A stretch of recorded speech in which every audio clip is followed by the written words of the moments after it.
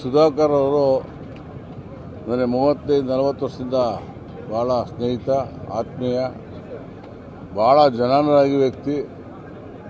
ಹಸನ್ಮುಖಿಯಾಗಿ ಯಾವಾಗಲೂ ಕೂಡ ಕೆಲಸ ಮಾಡೋಂಥ ಆ ಕ್ಷೇತ್ರದಲ್ಲಿ ಜೈನ್ ಸಮಾಜ ಇರೋದೇ ಕಡಿಮೆ ಹಿರಿಯೂರಲ್ಲಿ.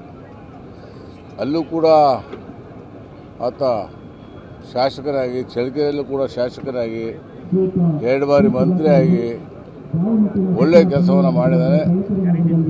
ನಾನು ಹಾಸ್ಪಿಟ್ಲಿಗಿದ್ದಂಥ ಸಂದರ್ಭದಲ್ಲಿ ಹೋಗಿ ನೋಡ್ಕೊಂಬಂದೆ.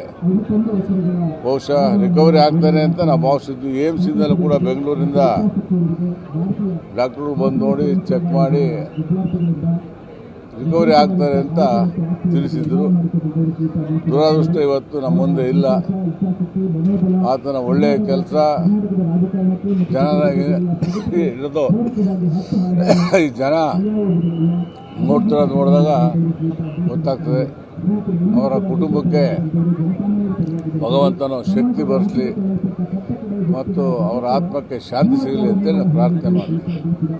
ಅವರು ಮೂಲತಃ ನಮ್ಮ ಚಳ್ಳಕೆರೆಯಿಂದ ರಾಜಕೀಯ ಕ್ಷೇತ್ರವನ್ನು ಆರಂಭಿಸಿ ವಾಣಿಜ್ಯೋದ್ಯಮಿಗಳಾಗಿ ಹಿರಿಯೂರು ಕ್ಷೇತ್ರದ ಜನರ ಪ್ರೀತಿ ವಿಶ್ವಾಸವನ್ನು ಗಳಿಸಿ ಎಲ್ಲ ಸಮುದಾಯದವರನ್ನು ಒಗ್ಗಟ್ಟಾಗಿ ಕೊಂಡೊಯ್ಯುವಂಥ ರಾಜಕಾರಣಿಯಾಗಿ 2-3 ಬಾರಿ ಶಾಸಕರಾಗಿ, 2 ಬಾರಿ ಮಂತ್ರಿಗಳಾಗಿ ನಮ್ಮ ಜಿಲ್ಲೆಗೆ ಒಂದು ಉತ್ತಮ ಸೇವೆಯನ್ನು ಸಲ್ಲಿಸ್ತಾ ಇದ್ದರು. ಭದ್ರಾ ಮೇಲ್ದಂಡೆ ಯೋಜನೆ, ಈ ರೀತಿಯಾಗಿರುವಂಥ ಅನೇಕ ಅಭಿವೃದ್ಧಿ ಕಾರ್ಯಗಳನ್ನು ಕೈಗೊಳ್ತಾ ಇದ್ದರು.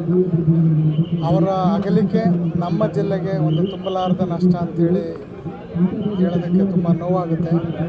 ಇಂಥ ಸಂದರ್ಭದಲ್ಲಿ ಅವರ ಆತ್ಮಕ್ಕೆ ಚಿರಶಾಂತಿ ಸಿಗಲಿ ಅಂತೇಳಿ ಬಸವಾದಿ ಪ್ರಮುಖರಲ್ಲಿ ಪ್ರಾರ್ಥನೆಯನ್ನು ಮಾಡ್ತೀವಿ. ಸುಧಾಕರ್ ಅವರು ನನಗೆ 35-40 ವರ್ಷದಿಂದ ಭಾಳ ಸ್ನೇಹಿತ, ಆತ್ಮೀಯ, ಭಾಳ ಜನಾನುರಾಗಿ ವ್ಯಕ್ತಿ.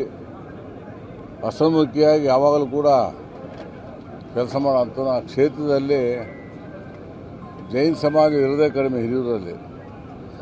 ಅಲ್ಲೂ ಕೂಡ ಆತ ಶಾಸಕರಾಗಿ, ಚಳ್ಳಕೆರೆಯಲ್ಲೂ ಕೂಡ ಶಾಸಕರಾಗಿ, 2 ಬಾರಿ ಮಂತ್ರಿಯಾಗಿ ಒಳ್ಳೆಯ ಕೆಲಸವನ್ನು ಮಾಡಿದ್ದಾನೆ. ನಾನು ಹಾಸ್ಪಿಟ್ಲಿಗಿದ್ದಂಥ ಸಂದರ್ಭದಲ್ಲಿ ಹೋಗಿ ನೋಡ್ಕೊಂಬಂದೆ. ಬಹುಶಃ ರಿಕವರಿ ಆಗ್ತಾನೆ ಅಂತ ನಾವು ಭಾವಿಸಿದ್ವಿ. ಏಮ್ಸಿಂದಲೂ ಕೂಡ ಬೆಂಗಳೂರಿಂದ ಡಾಕ್ಟ್ರು ಬಂದು ನೋಡಿ ಚೆಕ್ ಮಾಡಿ ರಿಕವರಿ ಆಗ್ತಾರೆ ಅಂತ ತಿಳಿಸಿದ್ರು. ದುರದೃಷ್ಟ ಇವತ್ತು ನಮ್ಮ ಮುಂದೆ ಇಲ್ಲ. ಆತನ ಒಳ್ಳೆಯ ಕೆಲಸ ಜನರಾಗಿ ಇರೋದು ಈ ಜನ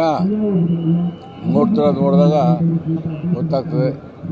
ಅವರ ಕುಟುಂಬಕ್ಕೆ ಭಗವಂತನ ಶಕ್ತಿ ಬರಲಿ ಮತ್ತು ಅವರ ಆತ್ಮಕ್ಕೆ ಶಾಂತಿ ಸಿಗಲಿ ಅಂತೇಳಿ ನಾನು ಪ್ರಾರ್ಥನೆ ಮಾಡ್ತೀನಿ.